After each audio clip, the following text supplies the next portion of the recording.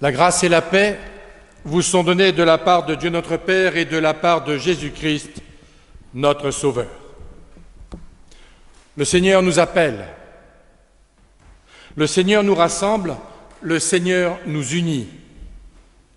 Il est présent parmi nous.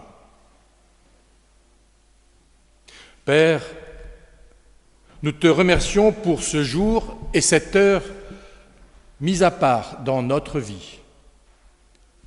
Voici un temps de paix, d'écoute et de louange. Un temps où par ton esprit, nous apprenons à vivre en communion avec Jésus-Christ. Je vous invite à prendre le cantique 241 et dans un premier temps, nous chanterons les strophes 1 et 2 du cantique 241.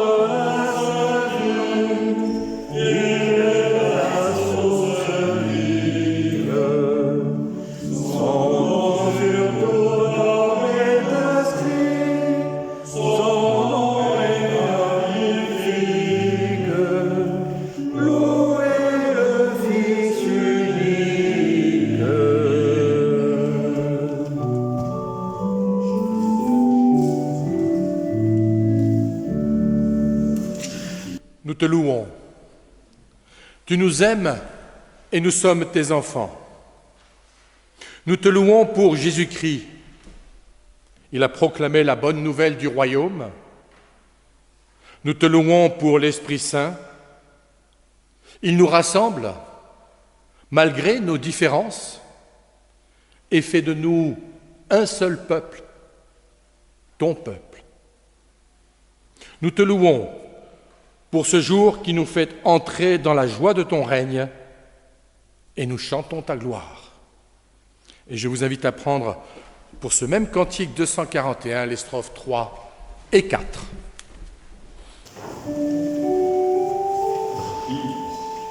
Chantons la paix de l'Esprit Saint, comme au premier jour il vient, illuminant la terre, comme il fera au grand festin, sa flamme nous éclaire, lui l'esprit de lumière.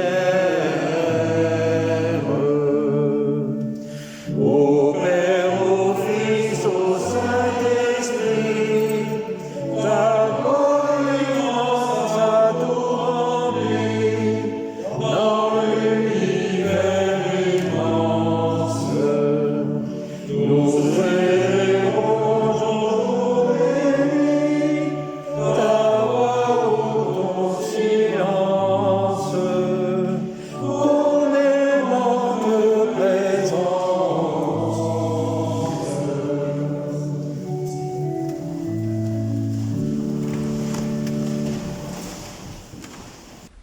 Assurés de l'amour de Dieu en Jésus-Christ, je vous invite à la prière pour reconnaître notre péché. Nous prions Dieu.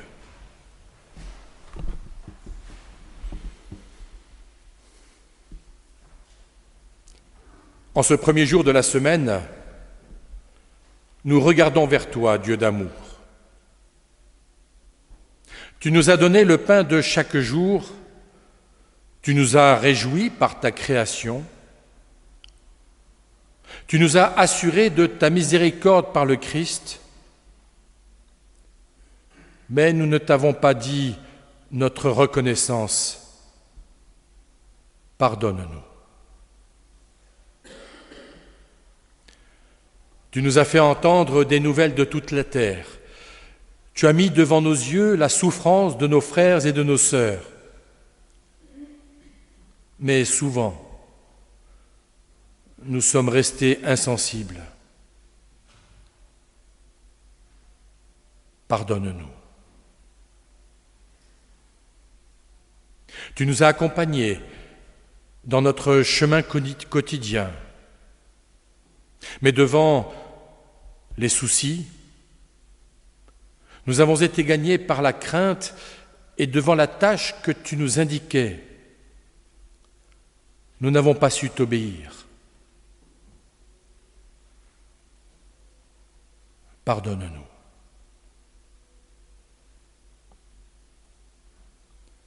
Accorde-nous, Père, des cœurs reconnaissants, attentifs et disponibles pour ton service.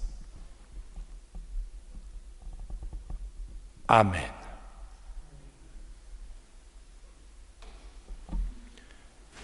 Quand les montagnes s'effondreraient, dit Dieu, quand les collines chancelleraient, ma bonté pour toi ne faiblira point et mon alliance de paix ne sera pas ébranlée.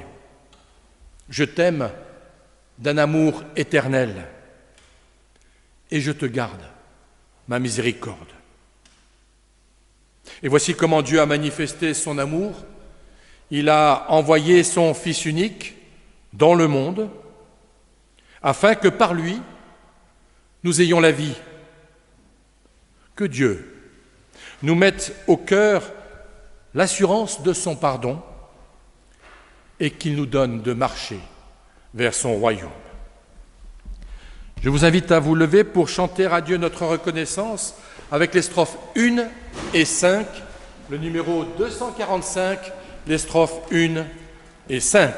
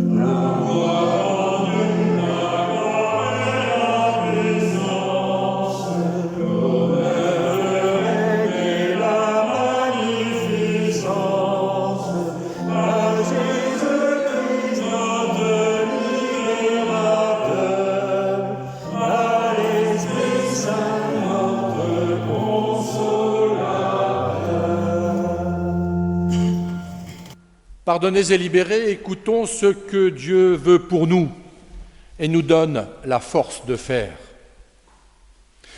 Vous avez été appelés à être libres.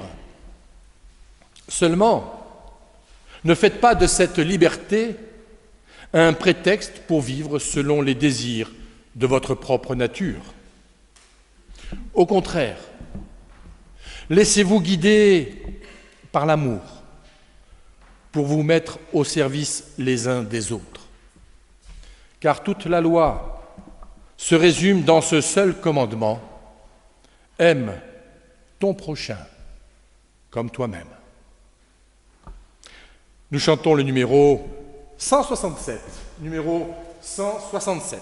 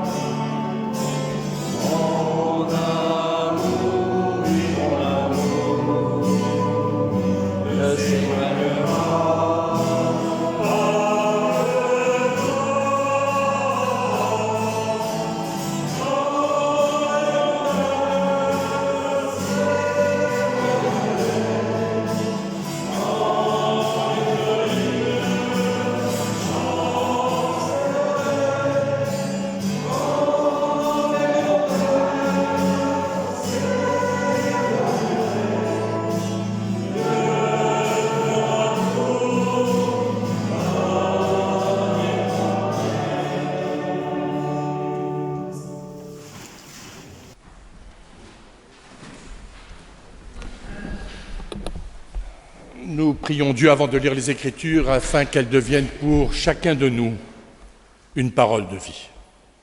Nous prions.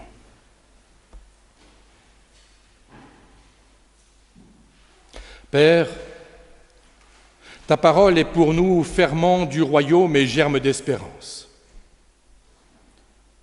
Que par ton esprit, nous la recevions avec simplicité et avec joie. Que cette parole nous fasse porter les fruits que tu attends. Nous te le demandons par Jésus-Christ notre Seigneur. Amen.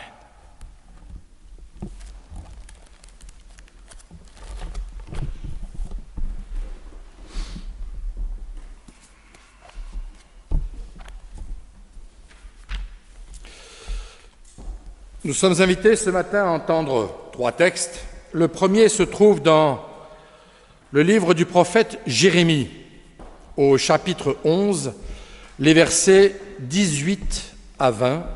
Jérémie 11, 18 à 20.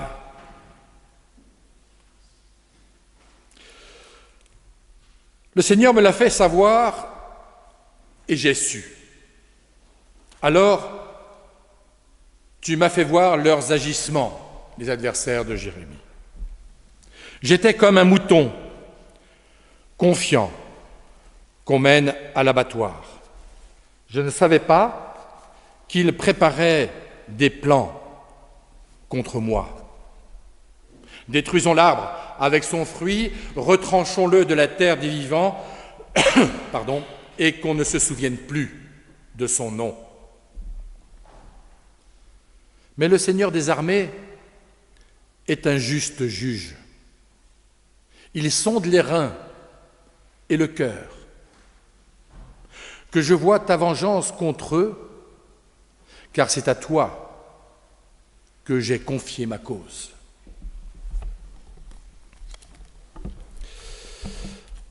Dans le Nouveau Testament, dans l'épître de Jacques, au chapitre 3, à partir du verset 13 jusqu'au chapitre 4, le verset 3. 3, 13 à 4, 3.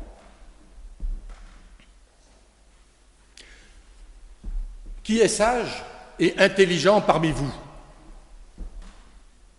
Que celui-là montre ses œuvres par sa belle conduite, avec douceur et sagesse.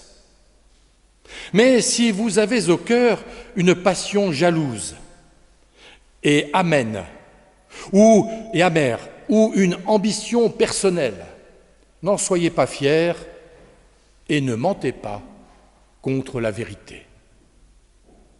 Cette sagesse-là n'est pas celle qui descend d'en haut. Elle est terrestre, animale, démoniaque.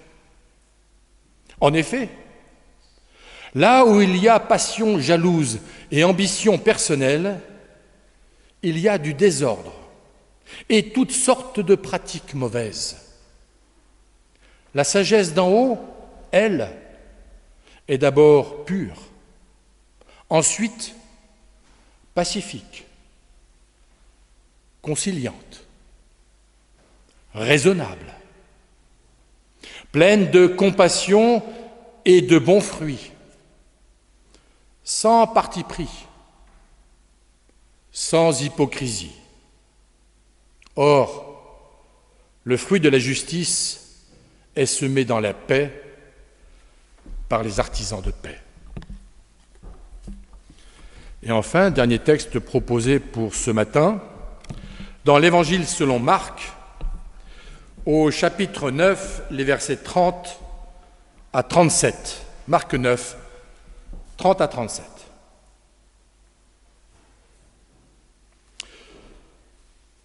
Partis de là, ils traversèrent la Galilée et ils ne voulaient pas qu'on le sache, Jésus et les disciples.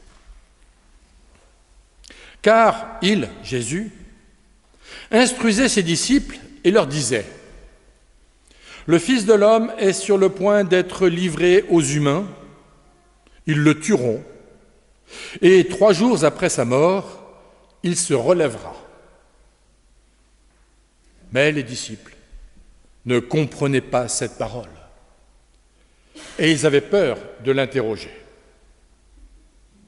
Ils arrivèrent à Capharnaüm lorsqu'il fut à la maison.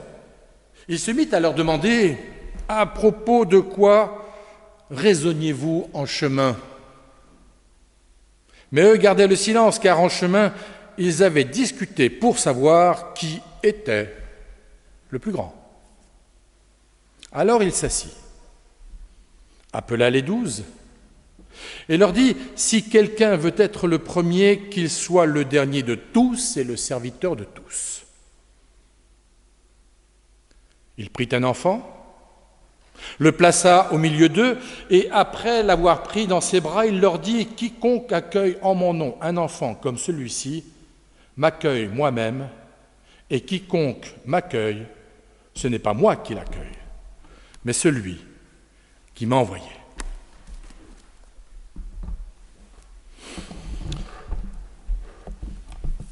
Frères et sœurs,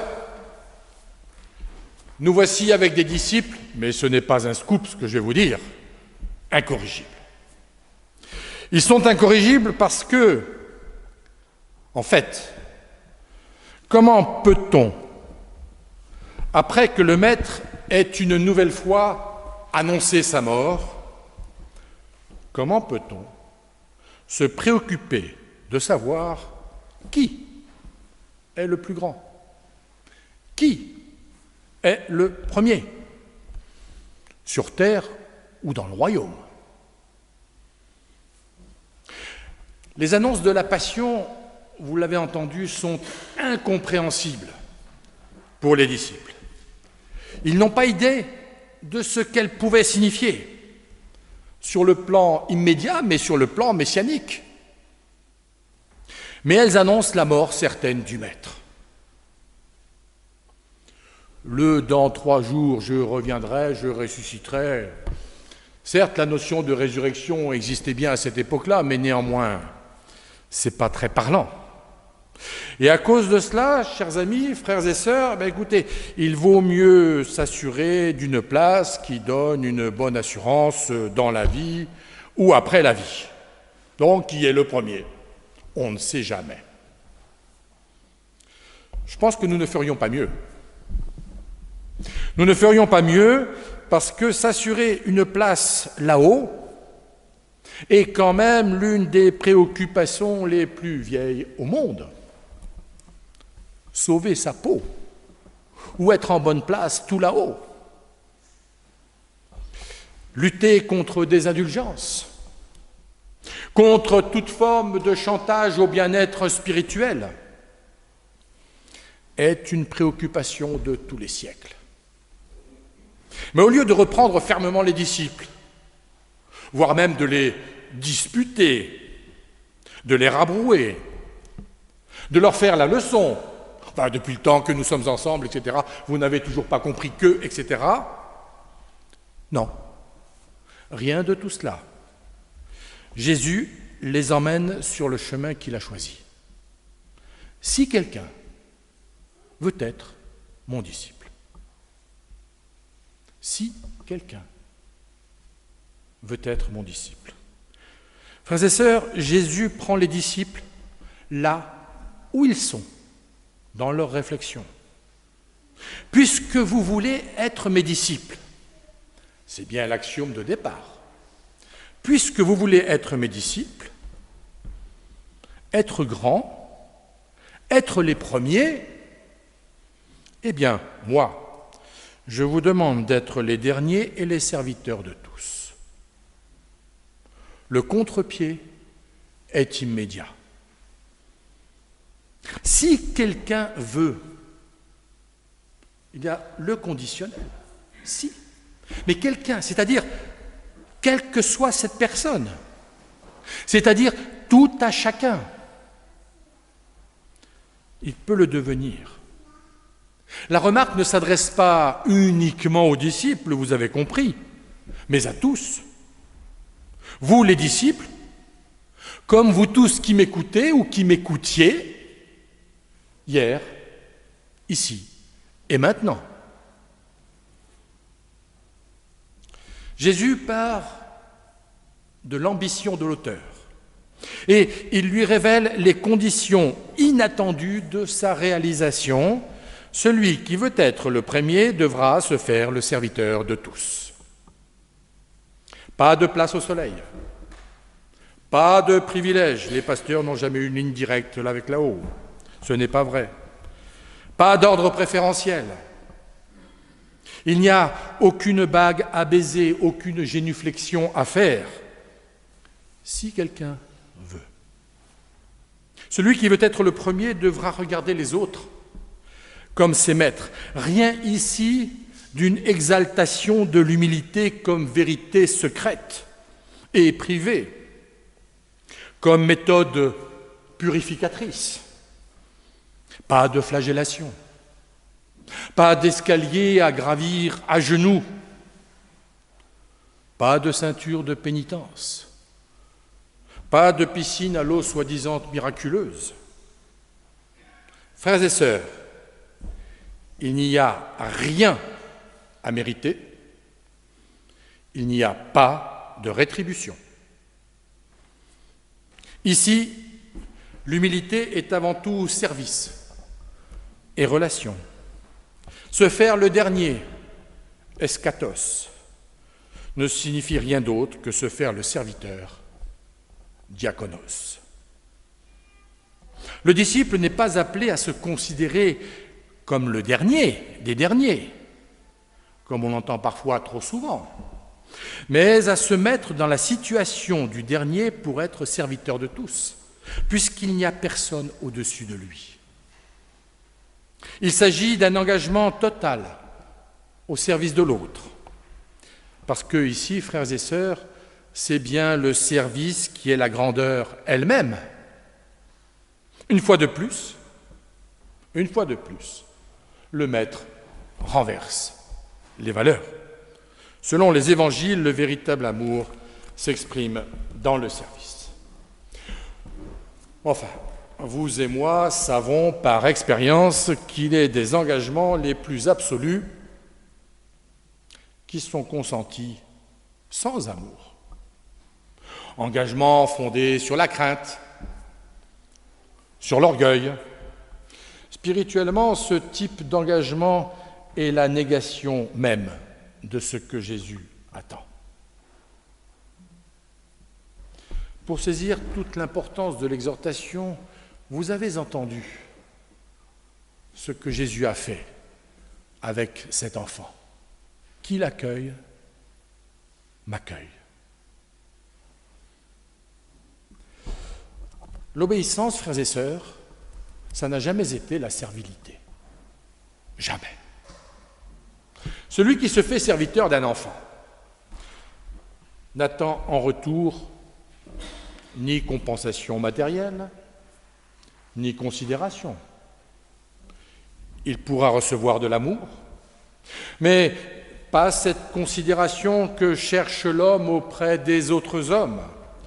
Et comme disait quelqu'un que je connais bien, quand je parle des hommes, j'englobe toutes les femmes également. Il n'y a pas de gloire intérieure, secrète. Devant l'enfant comme devant Dieu, l'orgueil est désamorcé. Frères et sœurs, se vanter devant un enfant ressort davantage du grotesque et de l'odieux que d'autre chose. Devant un enfant, nous sommes comme devant Dieu, contraints à l'humilité. Et tout parent a déjà eu cette expérience. Accueillir un enfant, c'est se mettre dans une attitude de gratuité, de dépouillement, qui permet, alors ça je vous l'assure, bien souvent, d'aller de surprise en surprise. Quand vous avez le petit enfant, vous voyez dans le rétroviseur qui vous dit « Dis papou !» Et là, en général, on s'attend à beaucoup de choses. Les disciples se croyaient peut-être grands par rapport à leur manière dont ils avaient chacun pour leur part répondu à l'appel du Maître. Et celui-ci les exhorte à chercher la grandeur dans le service, dans l'abaissement. Frères et sœurs, ce sont des paroles extrêmement dures à entendre. Une telle découverte et la conversion que cela suppose ne peuvent se faire que par la grâce de la communion avec celui qui les appelle. C'est en communion avec le Maître que l'on trouve l'intelligence et la force nécessaires à l'accomplissement de l'exhortation. C'est cet amour qui est libérateur, parce qu'il libère l'homme de lui-même pour le tourner vers Dieu et vers son frère. Frères et sœurs, que nous soyons pasteurs, conseillers presbytéraux, diacres, monitrices, moniteurs, catéchètes, etc., que nous soyons simples fidèles de l'Église, sans fonction particulière, nous reconnaissons que ce service est certes plein de grâce, mais souvent, parfois, ô combien difficile. Il faut, et vous le savez bien, il faut souvent faire taire en nous tout ce que nous croyons important et premier et essentiel, voire même vital. Vous, les conseillers presbytéraux de cette paroisse, vous allez être installés dans votre ministère, c'est-à-dire, je vous rappelle le sens du mot ministère, au sens étymologique, ça veut dire service. Eh oui, il y en a quelques-uns dans une ville qui s'appelle Paris, devraient peut-être s'en souvenir un petit peu plus de temps en temps. Vous allez être installés dans votre ministère au cours de ce culte. Par expérience, les anciens, comme par hasard c'est presbytéroi en grec, les anciens conseillers, et les nouveaux, je ne sais pas s'il y avait des nouveaux conseillers dans ce conseil, et les nouveaux, vous découvrirez très vite, ça c'est pour que vous le sachiez d'avance, être conseiller n'est pas un chemin de tout repos. Si vous y croyez, je me permets tout de suite de remettre les choses à leur place. Il n'y a pas non plus de jeton de présence pour le paradis. Je vous le dis tout de suite. On vous demandera d'être dans les engagements discrets. Permettez-moi de rappeler ici que toutes les délibérations du Conseil presbytéral sont secrètes. Toutes. C'est la discipline de l'Église, y compris vis-à-vis des conjoints. Par contre, leurs décisions ne sont pas secrètes.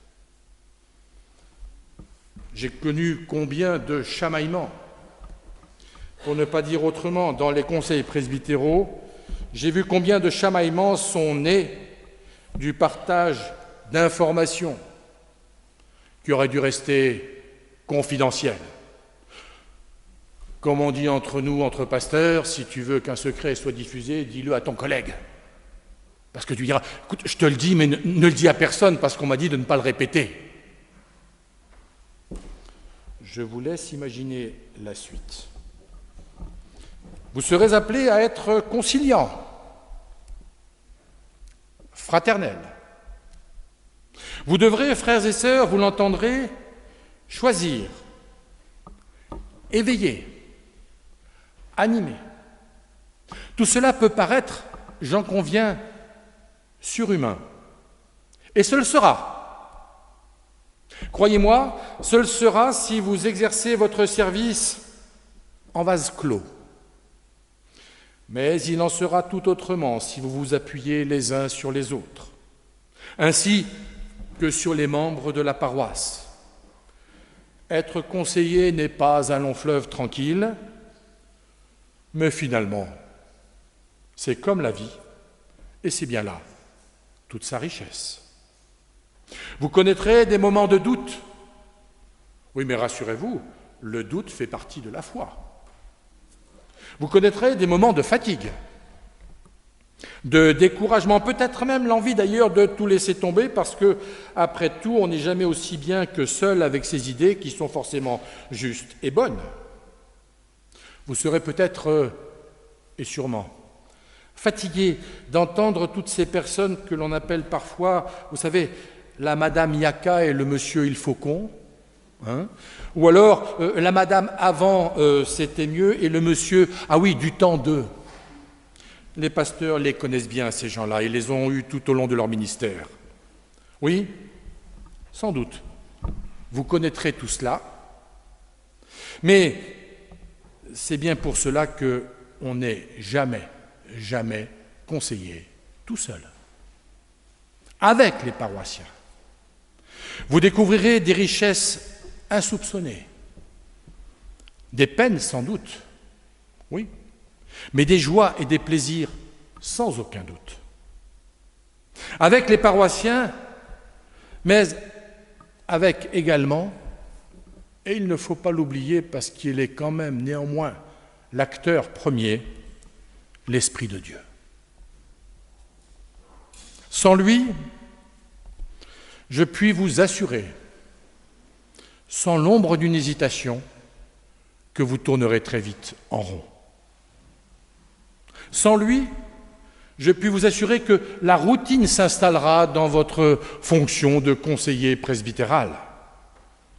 Sans lui, vous ne ferez jamais l'impossible. Parce que, et là je vous demande de me croire sur parole, par expérience pastorale, je puis vous affirmer qu'avec lui, l'impossible est réalisable, pour l'avoir vécu. Je vous dis cela, vous conseillers, mais vous avez bien sûr compris que je m'adresse à chacune et chacun d'entre vous, ici, présents, ce matin. Je m'adresse bien sûr à toute personne qui confesse que Jésus-Christ est le Seigneur, parce qu'un conseil presbytéral sans ses paroissiens ne fera absolument rien. Et s'il échoue, si ça ne marche pas toujours, c'est bien souvent en partie aussi à cause des paroissiens. Annoncer, vivre l'Évangile, servir, cela demande obéissance et humilité. Et plus nous sommes confrontés à cette parole, plus nous mesurons l'écart existant entre la volonté de mettre en œuvre et la réalisation de la mise en œuvre. Mais soyons assurés que la grâce de Dieu surabonde et que son amour pour chacun d'entre nous n'est pas une vaine parole. Vous voici, au début d'une année scolaire qui sera sans aucun doute riche en événements pour les uns et pour les autres. Dans tout ce que vous entreprendrez, vous mesurerez combien le Christ est présent parmi vous, combien sa force vous accompagne, vous guide. Vous réaliserez que si vous ne comptiez que sur vos seules forces, vos objectifs ne pourront pas se réaliser. Alors, que Dieu vous accompagne tout au long des mois et des années à venir, vous, les membres du conseil presbytéral, vous, les membres de cette paroisse, qu'il vous donne la force de servir ensemble, dans la joie et dans l'humilité. Amen.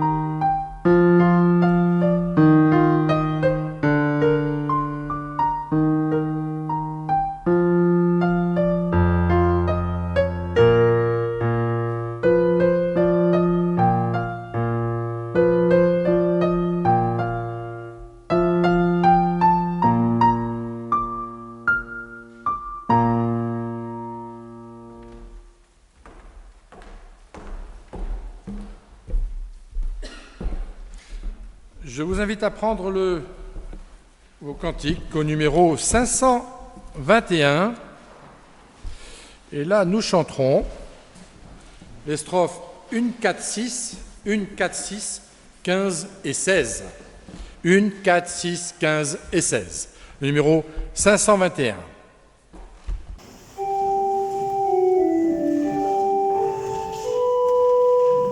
Nous chanterons pour toi, Seigneur, Dieu nous a fait vivre, que ta parole dans nos cœurs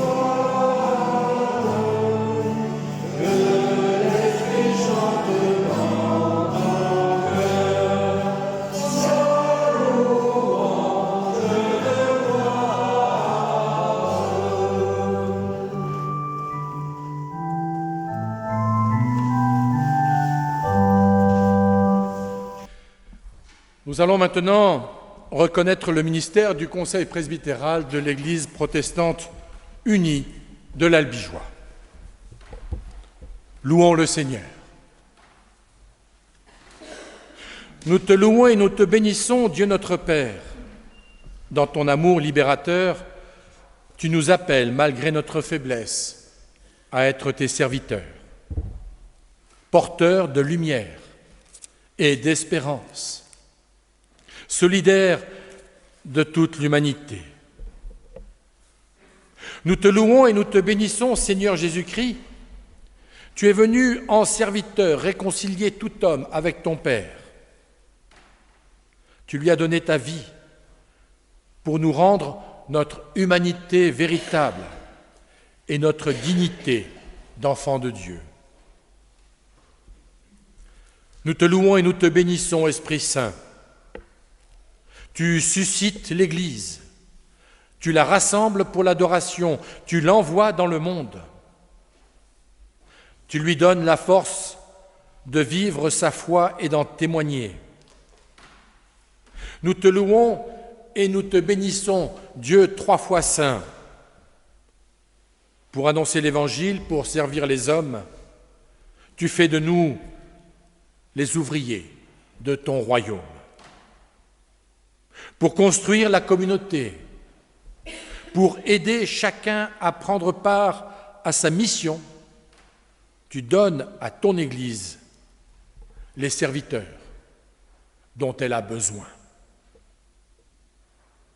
Les strophes 1 et 4 du numéro 151, Je louerai l'Éternel.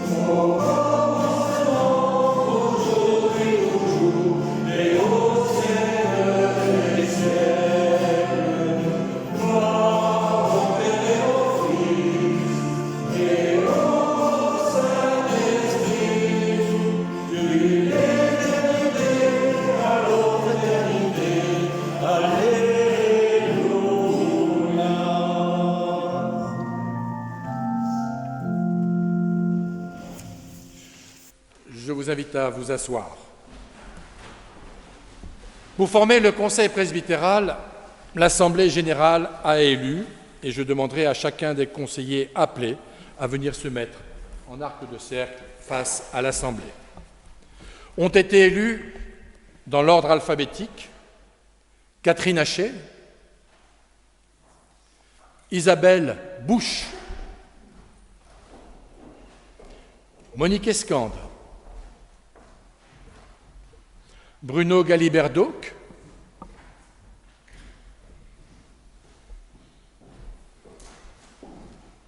Marc Lasserre,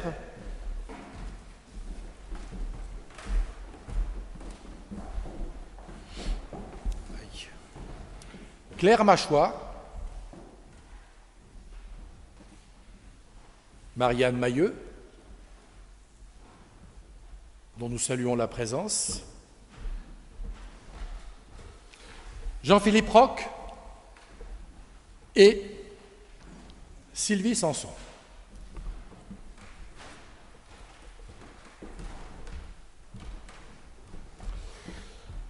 Le Conseil presbytéral a confié la charge de président à Bruno Galibert-Dauc.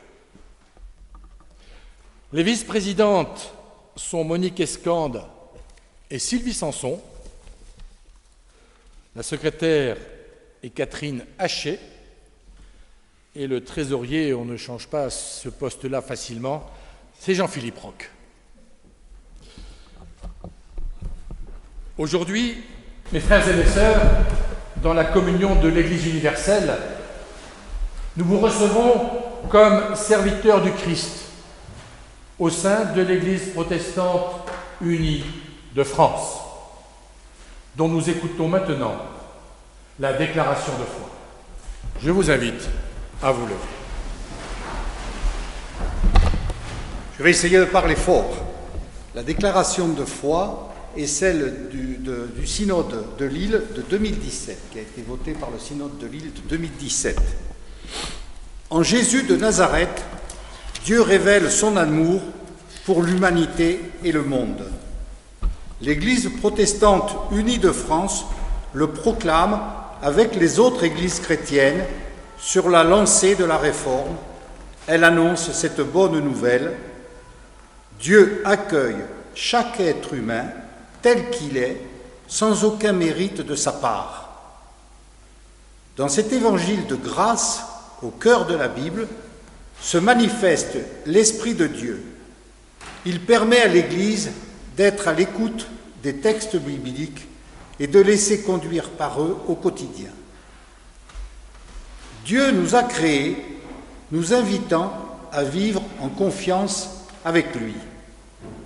Nous trahissons pourtant cette confiance et nous voilà confrontés à un monde marqué par le mal et le malheur. Mais une brèche s'est ouverte avec Jésus. Reconnu comme le Christ annoncé par les prophètes, le règne de Dieu est déjà à l'œuvre parmi nous. Nous croyons qu'en Jésus-Christ, crucifié et ressuscité, Dieu a pris sur lui le mal. Père de bonté et de compassion, il habite notre fragilité et brise ainsi la puissance de la mort. Il fait toutes choses nouvelles. Par son Fils Jésus, nous devenons ses enfants. Il nous révèle sans cesse, il nous relève sans cesse de la peur à la confiance, de la résignation à la résistance, du désespoir à l'espérance. L'Esprit Saint nous rend libres et responsables par la promesse d'une vie plus forte que la mort. Il nous encourage à témoigner de l'amour de Dieu, en parole et en acte. Dieu se soucie de toutes ses créatures. Il nous appelle, avec d'autres artisans de justice et de paix, à entendre les détresses et à combattre les fléaux de toutes sortes. Inquiétude existentielle, rupture sociale, haine de l'autre, discrimination, persécution, violence, surexploitation de la planète, refus de toute limite. Dans les dons qu'elle reçoit de Dieu, l'Église puise les ressources lui permettant de vivre et d'accomplir avec joie son service. Proclamation de la parole, célébration du baptême et de la scène, ainsi que prière, lecture biblique, vie communautaire et solidarité avec les plus fragiles.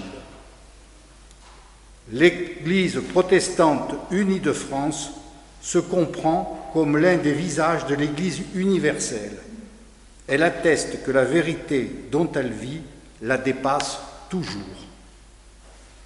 À celui qui est amour, et au-delà de tout ce que nous pouvons exprimer et imaginer, disons notre reconnaissance. Célébrez Dieu, car il est bon et sa fidélité dure pour toujours.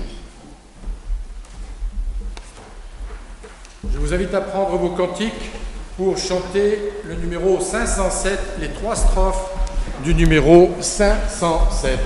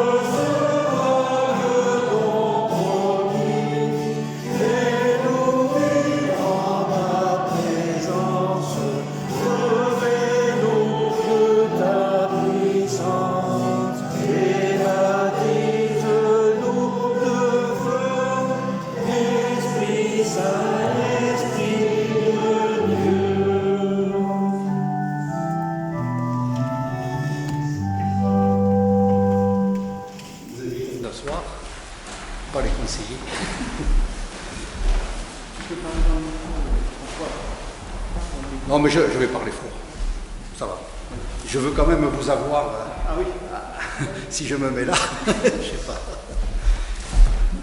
Frères et sœurs de l'Église protestante unie de l'Albigeois, vous exercez le ministère qui vous est confié en accord avec la foi de notre Église et selon les règles de sa vie commune. Dans la soumission mutuelle, vous travaillerez fraternellement avec tous ceux qui ont part à l'œuvre du Seigneur.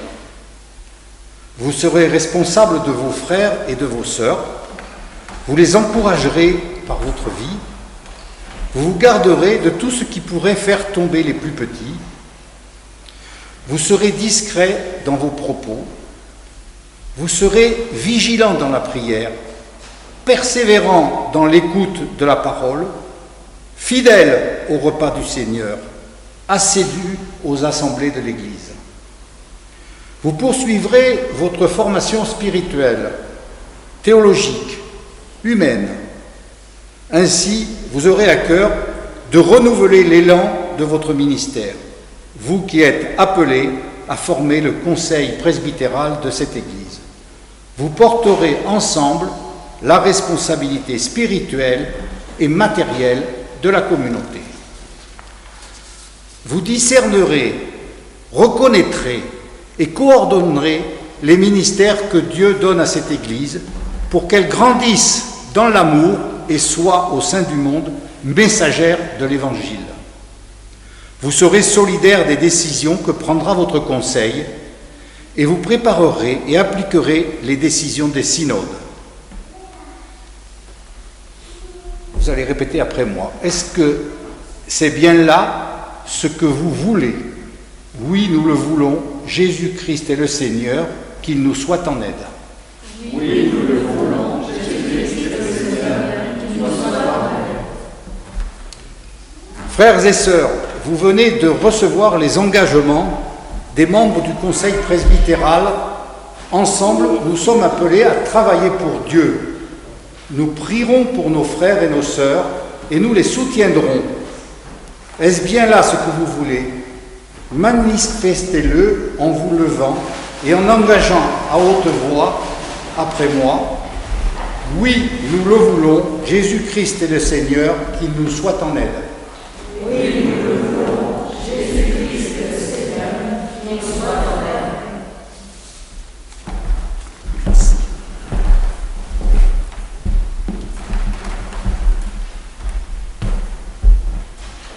Nous t'en prions, Dieu notre Père, par Jésus-Christ notre Seigneur, accorde et renouvelle ton Saint-Esprit à nos frères et nos sœurs que nous recevons et établissons comme conseillers presbytéraux dans ton Église.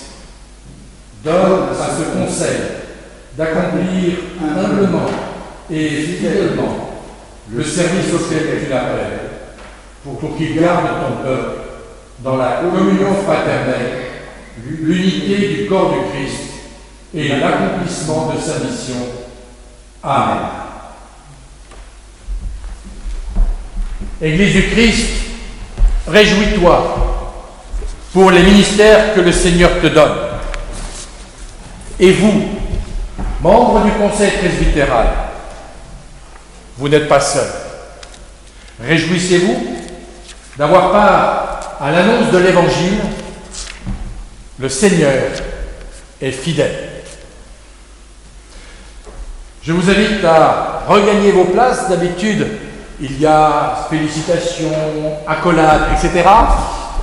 On peut les remplacer par un applaudissement collectif. Particulière. Je vous invite donc à regagner vos places. Applaudir. Voilà.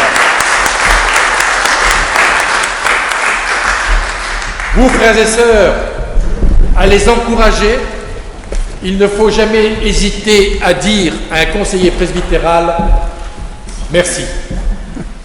Même quand on a parfois des hésitations ou des doutes sur les décisions qui ont été prises. Merci. C'est pas grand-chose, mais ça fait tellement de bien quand on l'entend. Et je vous invite à nous confier à Dieu en chantant le 616, les 4 strophes du numéro 616.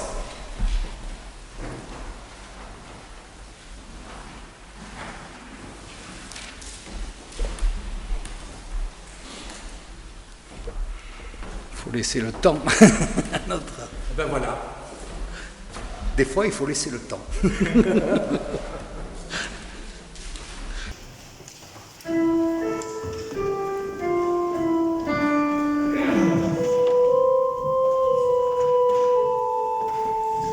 Oh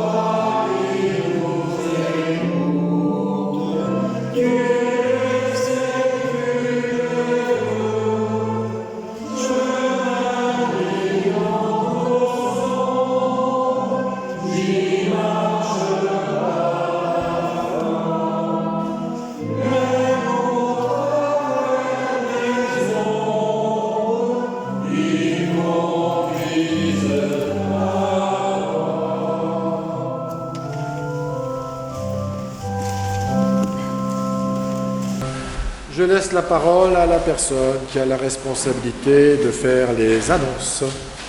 Madame la vice-présidente.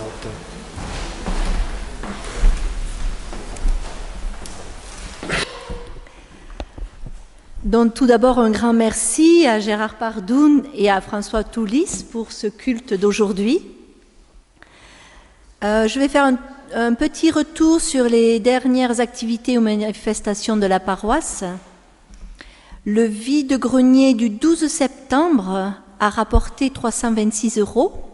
Un grand merci à tous ceux et celles qui se sont impliqués pour la réussite de cette journée. Il y a eu une rencontre projet de vie ce vendredi qui a permis aux membres de la communauté qui ont pu être présents de réfléchir à quelques points essentiels de notre projet d'église et de faire des propositions. Hier, le samedi 18 septembre, c'était l'ouverture du temple pour les journées du patrimoine et il y a eu une 50aine de personnes qui sont venues et qui ont été très intéressées. Donc, un peu plus loin, le 24 septembre à 14h30, il y a la réunion de l'atelier créatif. Et le 9 et 10 octobre, au presbytère, il y a le vide-maison. Donc, prenez rendez-vous avec Anne-Marie qui vous ouvrira le presbytère pour si vous avez des objets à déposer. Et vous pouvez vous inscrire sur le tableau qui est à l'entrée du temple pour aider à installer ou à vendre. Je vous annonce aussi le décès de Marthe Garcia, à 98 ans. Elle allait faire le 99 le 24 septembre. Donc, les obsèques ont lieu au crématorium mardi à 11h. Et je vais laisser... Est-ce qu'il y a encore d'autres annonces? Parce que je vais laisser la parole à Sylvie et Caroline pour l'association Aider. Et je vous annonce qu'à la sortie de ce culte, il y a un pot de l'amitié qui est proposé dans la salle Jolibois. Donc je laisse la parole à Caroline. Voilà.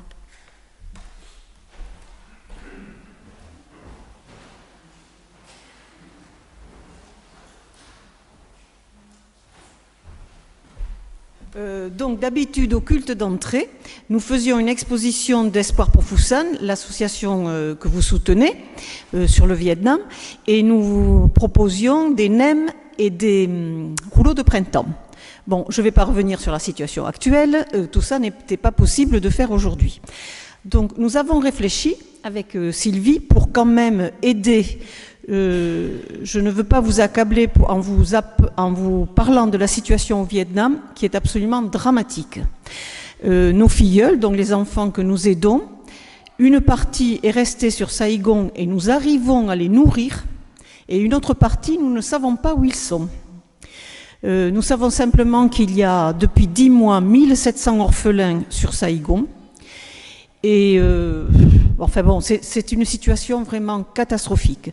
Ils sont confinés tout le temps, même ceux qui sont négatifs.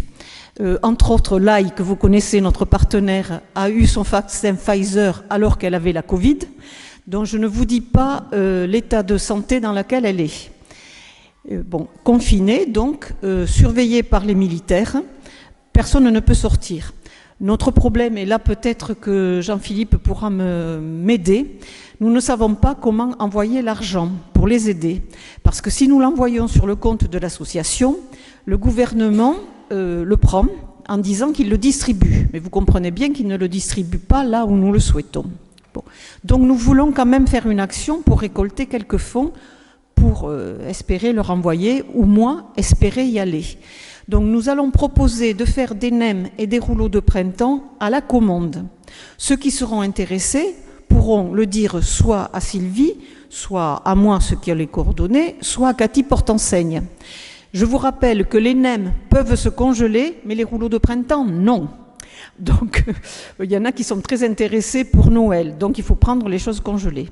Voilà, si nous avons suffisamment de commandes, nous le ferons de toute façon courant novembre et je livrerai, bien entendu. Voilà, je vous remercie. Bon, alors juste pour vous dire que nous relayerons cette action en temps utile, nous mettrons un tableau d'inscription et vous pourrez vous inscrire à la sortie du culte ou nous envoyer vos commandes. Et puis je vous signale également dès maintenant un concert qui aura lieu au profit d'aider le dimanche 14 novembre à 17h ici dans le temple. C'est un concert de voix baroque qui a été remis à plusieurs reprises du fait de la situation sanitaire, mais qui pourra enfin avoir lieu. Et ce concert, bon, c'est une entrée libre, chacun donnant ce qu'il veut, mais cela nous permet aussi de récolter des fonds pour l'association aidée, qui également aide Espoir pour Fusan, entre autres. Voilà.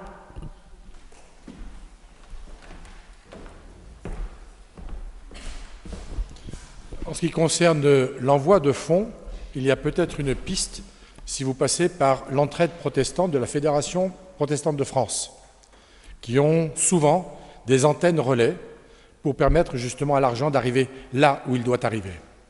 Donc prenez contact éventuellement avec l'entraide protestante. Je n'ai pas plus d'informations que cela. Parfois on faisait passer aussi les choses par l'intermédiaire de la CIMAD, mais aussi loin que cela au Vietnam où la situation est absolument catastrophique, c'est l'un des pays les plus touchés à l'heure actuelle, peut-être que l'entraide protestante a des choses en œuvre ou non déjà dans ce sens-là. Voilà. C'est maintenant le moment de l'offrande et nous pouvons par notre don manifester que Jésus-Christ est vraiment le Seigneur de nos vies et de nos biens.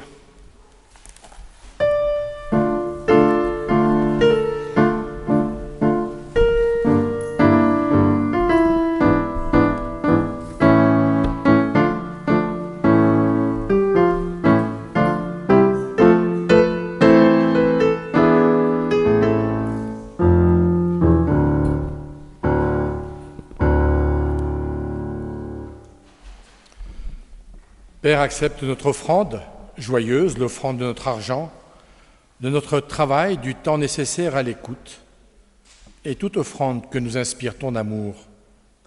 Amen. Frères et sœurs, je vous invite à terminer notre culte en nous unissant maintenant dans la prière d'intercession. Nous prions Dieu.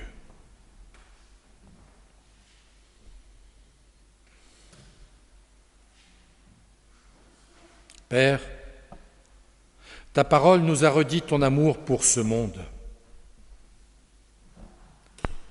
Nous te prions pour celles et ceux qui ont faim.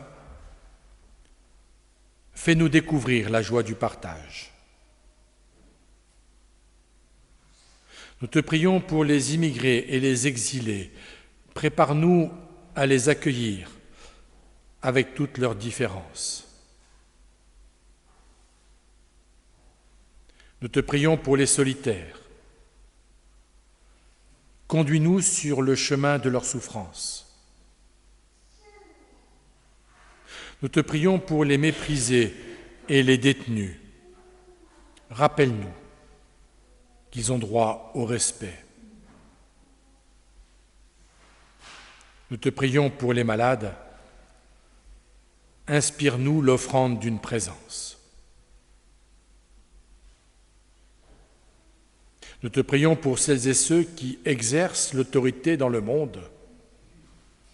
Donne à chacun de nous d'assumer ses responsabilités. Nous te prions pour ton Église. Nous te prions pour notre paroisse. Nous te prions pour les conseillers de cette paroisse qui viennent d'être installés dans leur ministère. Mais nous te prions aussi pour chacune et chacun de cette paroisse qui exerce une responsabilité, une activité. Pour chacune et chacun de cette paroisse qui exerce ni responsabilité, qui n'a aucune activité, mais qui est là parce qu'elle veut entendre ta parole et être avec les autres. Aide-nous à rester fidèles à ta parole. Nous te prions pour celles et ceux qui attendent le secours de notre prière. Nous te le nommons maintenant dans le secret de nos cœurs.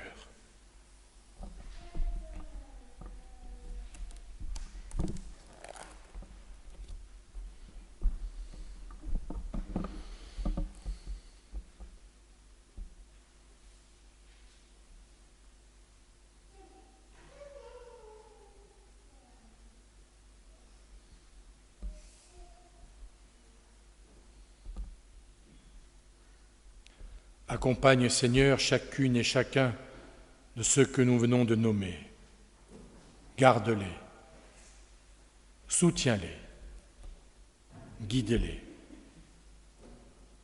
Nous voulons ensemble rassembler notre prière en te disant celle que tu nous as enseignée et qui nous a été transmise de génération en génération.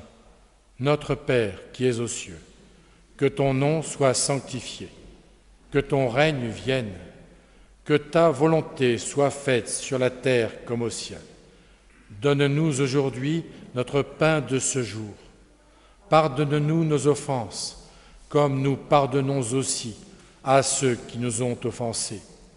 Et ne nous laisse pas entrer en tentation, mais délivre-nous du mal, car c'est à toi qu'appartiennent le règne, la puissance et la gloire au siècle des siècles. Amen.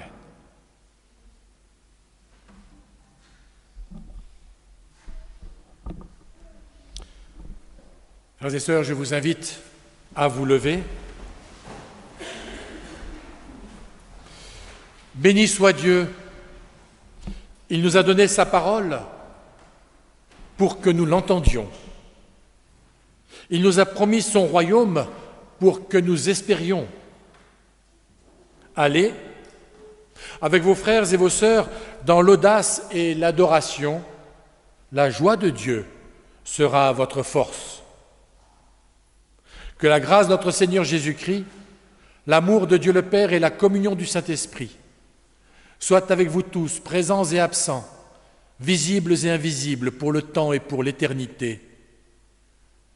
Amen. Et je vous invite à terminer notre culte en chantant les strophes 1 et 6, les strophes 1 et 6 du numéro 606.